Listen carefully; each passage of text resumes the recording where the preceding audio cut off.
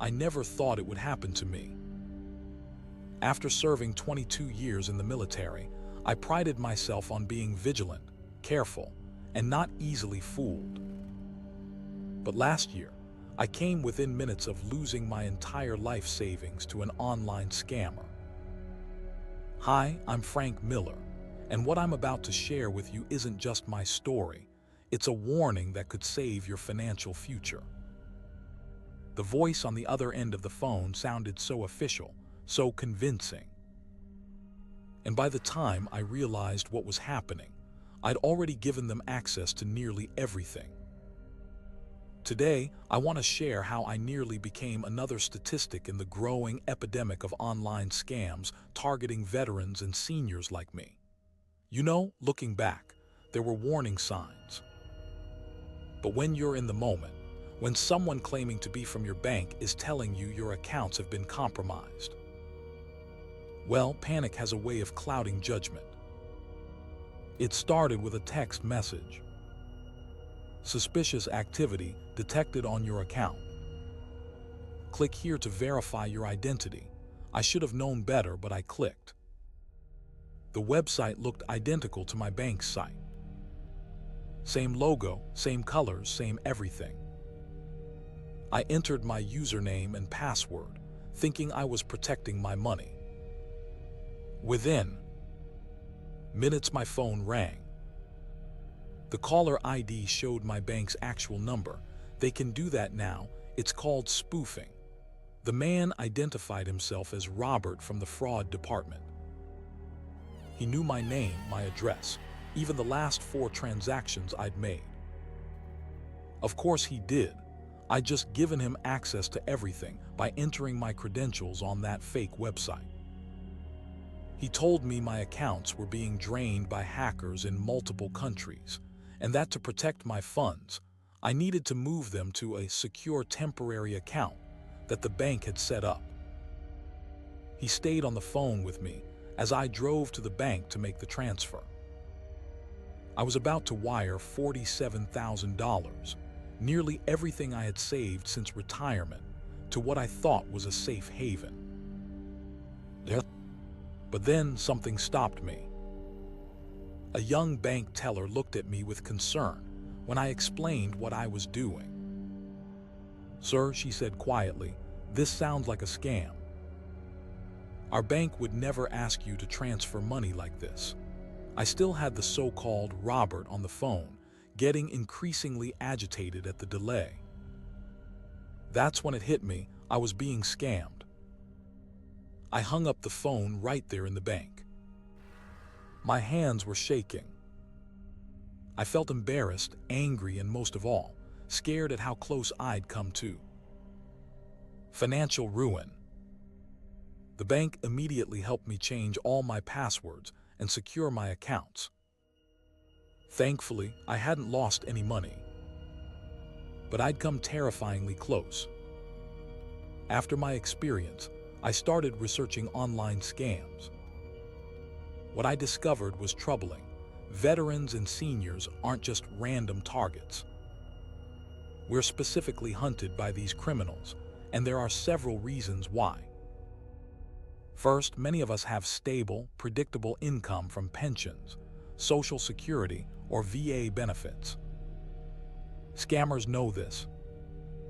They see us as reliable sources of money. Second, many in my generation didn't grow up with computers and smartphones. We learned these technologies later in life, and sometimes we're not as familiar with the latest security practices or scam tactics. There's also a trust factor at play. Many veterans like myself were taught to respect authority and respond to official-sounding requests. When someone claims to be from a government agency, a bank, or a trusted company, our instinct is often to cooperate rather than question. The statistics are alarming. According to recent reports, Americans over 60 lost nearly $1.7 billion to online scams last year alone. Veterans were targeted in specialized scams related to benefits, healthcare, and Military discounts. What makes this especially dangerous is how sophisticated these operations have become. It's not just poorly written emails with bad grammar anymore. Today's scammers use advanced technology, social engineering, and information gathered from data breaches to make their approaches incredibly convincing. Looking back at my experience, there were warning signs that I completely missed. Let me share these with you so you don't make the same mistakes. First, legitimate banks never send text messages with links asking for your login information. Never. If you get a message about suspicious activity, don't click any links. Instead, call your bank directly using the number on the back of your card, or go to their website by typing the address yourself. Second, be suspicious of urgency. My scammer created a false sense of emergency. My money was supposedly being drained right that minute. This pressure tactic is designed to make you act quickly without thinking clearly. Real financial institutions will give you time to verify and respond appropriately. Third, be wary when someone asks you to move money to a safe account. This is almost always a scam. Banks don't create temporary accounts for customers during fraud. Investigations. They might freeze suspicious transactions, but they won't ask you to wire money elsewhere. Fourth, watch out for requests for unusual payment methods. If someone asks for gift cards, wire transfers, cryptocurrency, or payment apps like Zelle or Venmo, that's a major red flag. These payment methods are hard to trace and nearly impossible to recover. Fifth, be suspicious of callers who know too much about you. In my case, the scammer knew my recent transactions, which made him seem legitimate. But this information could have come from the fake website I just entered my credentials into, or from data breaches, or even from public records and social media. Lastly, trust your gut. I had a moment of hesitation before driving to the bank, but I ignored it. If something feels off, it probably is. Take a step back and verify independently before proceeding. One thing that shocked me during my research was learning about the sophisticated technology scammers use today. Understanding these tactics can help you spot them before it's too late.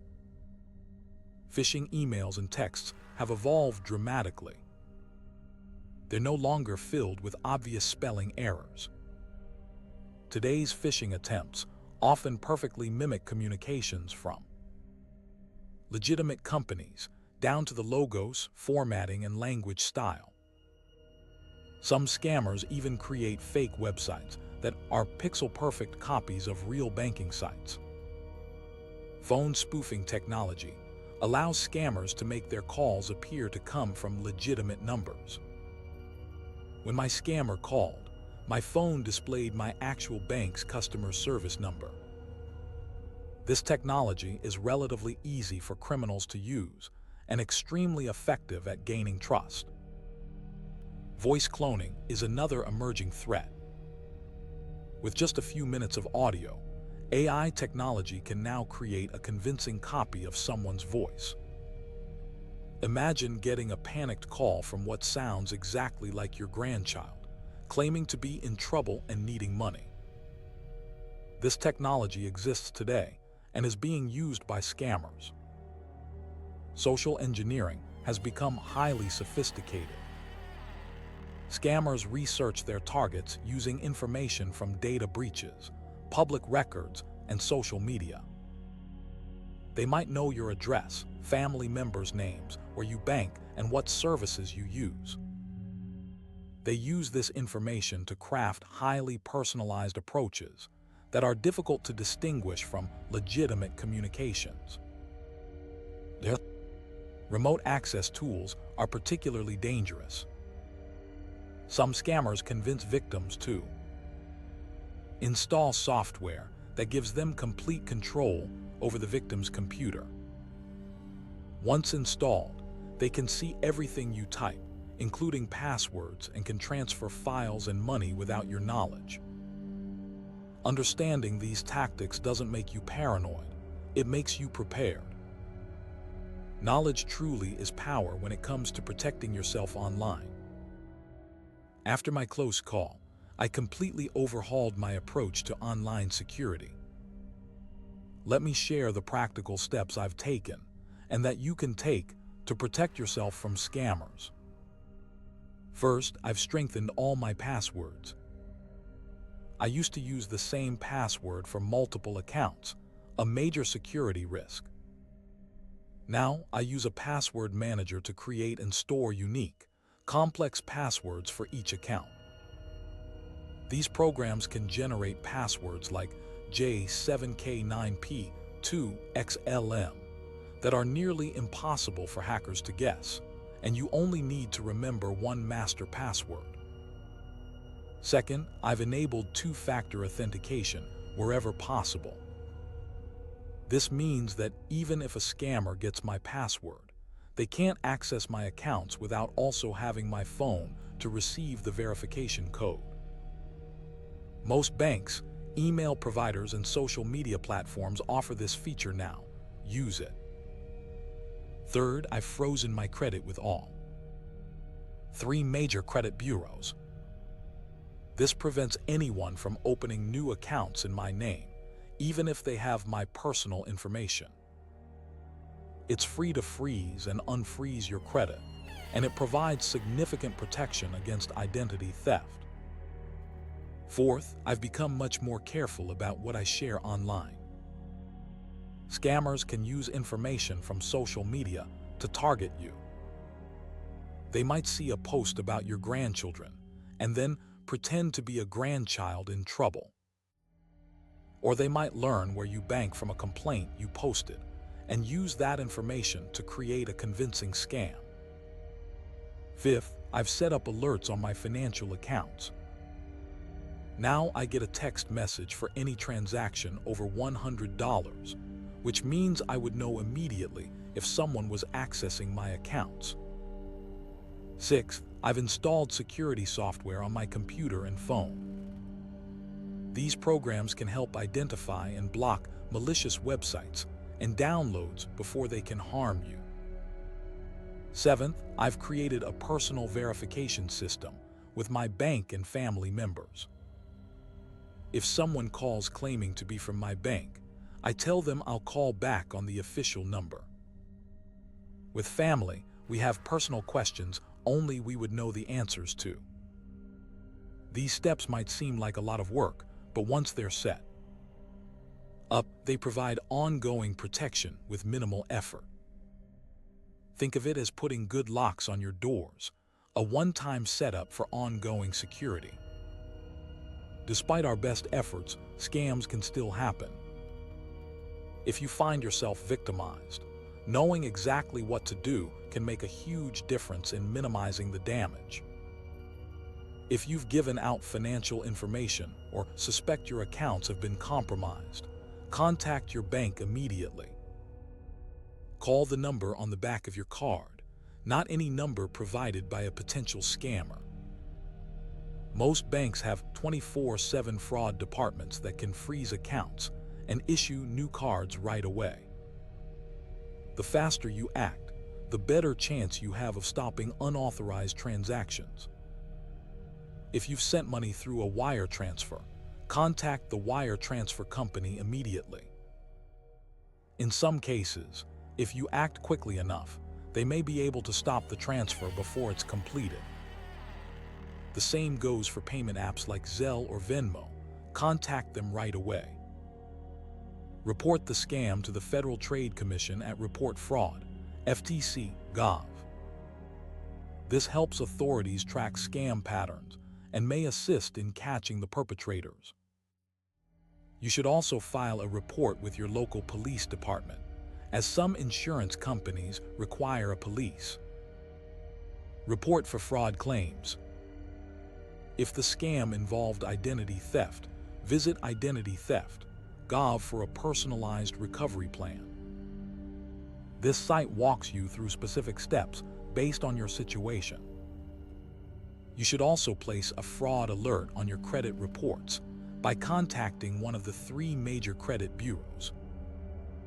Change your passwords for any accounts that may have been compromised, and check your credit report for any unauthorized accounts or inquiries.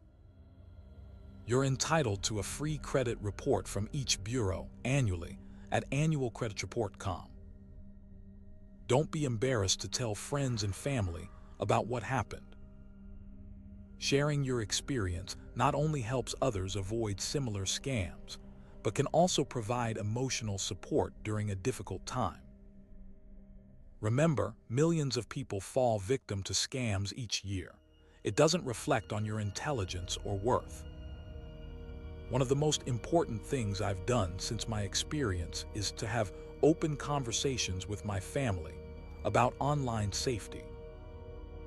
If you have elderly parents, vulnerable veterans in your life, or even adult children who might not be security conscious, here's how you can help them stay safe without being condescending. Start by sharing stories like mine rather than lecturing. People are more receptive to real experiences than to being told what to do. You might say, "I heard about this veteran who almost lost his savings to a scammer. It made me think about how we can protect ourselves.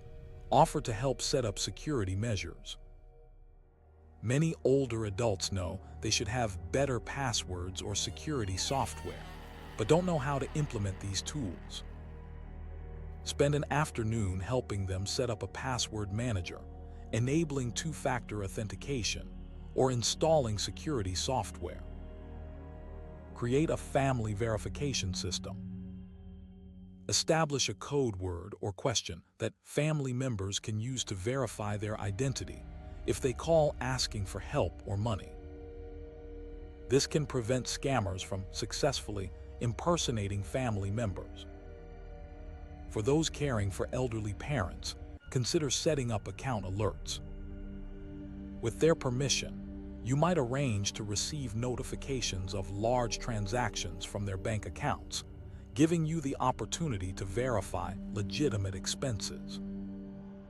Encourage a pause and verify habit.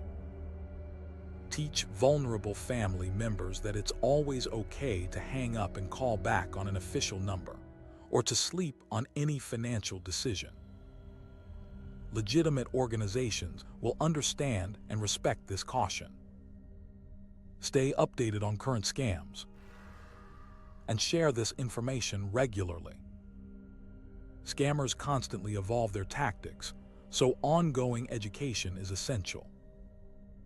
The AARP Fraud Resource Center and the FTC's Consumer Alerts are excellent resources for staying informed about the latest scams.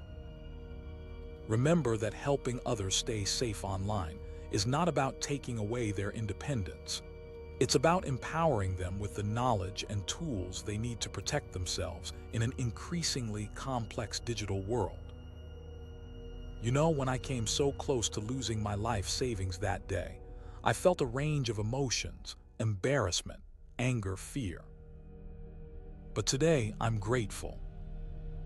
That near miss taught me valuable lessons that I've been able to share with friends, family, and now with you. The digital world offers us amazing opportunities to connect, learn, and manage our lives conveniently. But it also presents new risks that previous generations never had to consider.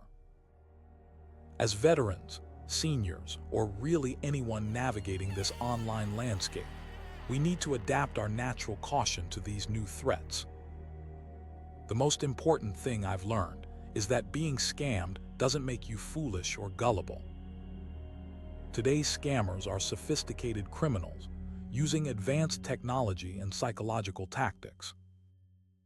Even though most tech-savvy people can be caught off guard by a well-crafted scam, what matters is staying informed, implementing strong security practices, and knowing what to do if something goes wrong. I hope sharing my story has given you some practical tools to protect yourself and your loved ones.